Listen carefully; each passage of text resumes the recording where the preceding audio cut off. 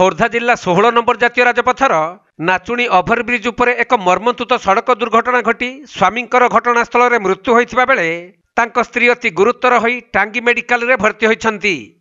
मिलिथिबा सूचना अनुसार आज अपराह्न बालुगां थाना ब्राह्मण कुशडीह ग्रामर गुरुचरण नायक एवं तांकर धर्मपत्नी एक स्कूटी जुगे खोर्धारू निज ग्राम को फेरुथिले।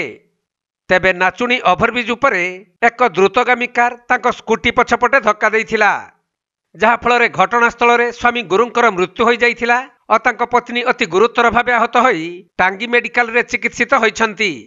पर एही दुर्घटना संपर्क में खबर पाई नाचुणी पुलिस घटनास्थल में पहुंची दुर्घटना घटाइथिबा कार चालक को अटक रखी यार अधिक तदंत करुछंती। सूचनायोग्य जे मृत गुरुचरण मालकानगिरी जिले में शिक्षकता करुथिले।